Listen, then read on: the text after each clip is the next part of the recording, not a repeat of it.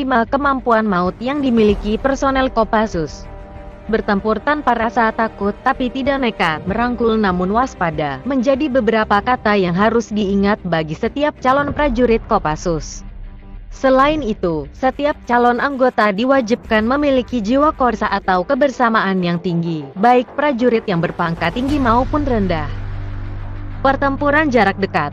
Medan yang sulit dan situasi tak terduga membuat prajurit Kopassus wajib untuk memiliki kemampuan pertempuran jarak dekat.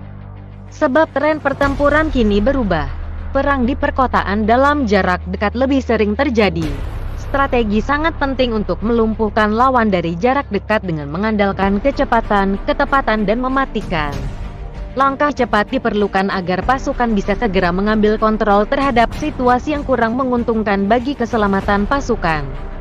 Tentu saja, berhadapan dengan musuh yang sangat tiba-tiba tentu mempengaruhi moral prajurit. Meski menghadapi moncong senjata, baik kawan maupun lawan tentunya tak akan mudah menyerah kecuali terjadi kesepakatan antara keduanya. Lempar pisau dan kapak, tak cuma senjata api, Kopassus juga mengandalkan senjata tajam untuk menyerang dan bertahan. Mereka ahli bertarung dengan pisau. Setiap lulusan pendidikan komando berhak mendapat pisau komando. Selain bertarung, anggota Kopassus juga dilatih melempar pisau dan kampak. Jika pelurumu habis, maka bertempurlah dengan pisau. Jika pisau sudah tak ada, maka bertarunglah dengan tangan kosong. Bertempur di gunung, hutan, rawa dan laut.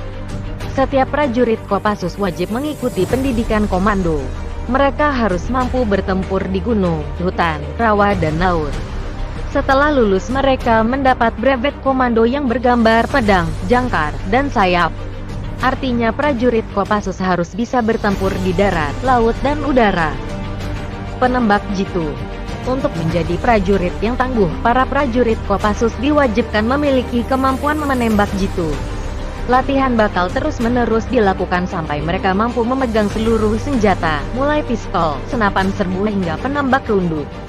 Pendidikan ini dilakukan selama 6-8 minggu. Penyelesaiannya tergantung dengan tantangan yang dihadapi para calon prajurit sebelum akhirnya dinyatakan lulus dan berhak melanjutkannya ke pendidikan madya dan utama. Pengintaian dan intelijen. Selain kemampuan bertahan dan tempur, seorang prajurit komando juga wajib memiliki kemampuan intelijen dan pengintaian. Para calon prajurit pun akan melanjutkan pendidikannya ke sekolah Sandi Yuda atau populer dengan nama Sanda.